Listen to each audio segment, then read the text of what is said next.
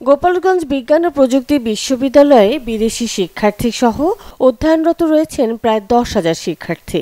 শিক্ষার্থীদের কর্মদক্ষতা বাড়াতে বিশ্ববিদ্যালয় প্রশাসনের উদ্যোগে চালু করা হয়েছে স্বনির্ভর কর্মসূচি।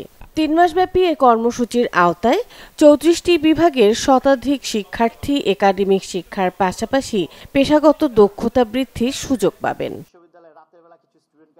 স্বনির্ভর কর্মসূচির আওতায় মোট 8টি বিভাগ অন্তর্ভুক্ত রয়েছে।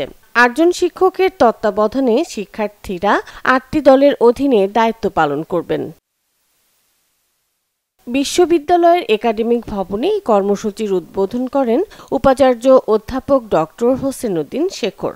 স্টুডেন্টদের নিয়ে আসলে কাজবাজ আমাদের দায়িত্ব হচ্ছে ভলান্টিয়ার হিসেবে আমাদের প্রশাসনকে সহযোগিতা করা।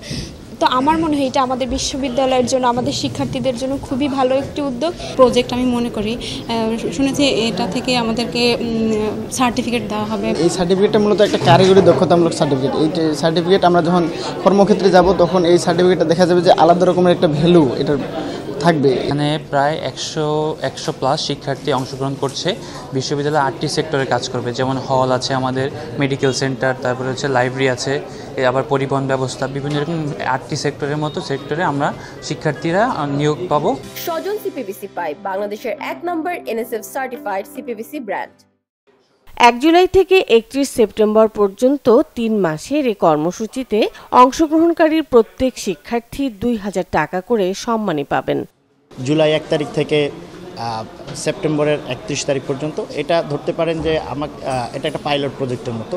আমরা যদি দেখি যে হ্যাঁ, এখানে আমাদের ছাত্রছাত্রীদেরও ভালো অভিজ্ঞতা হচ্ছে, তাদেরও ফিডব্যাক খুব ভালো এবং তারা খুব স্যাটিসফাইড এবং ক্যাম্পাসেও এটা আমরা আরও উন্নতির দিকে নিয়ে যাচ্ছে, তখন আমরা সংখ্যা আরও বাড়ানোরও সিদ্ধান্ত নিতে পারি।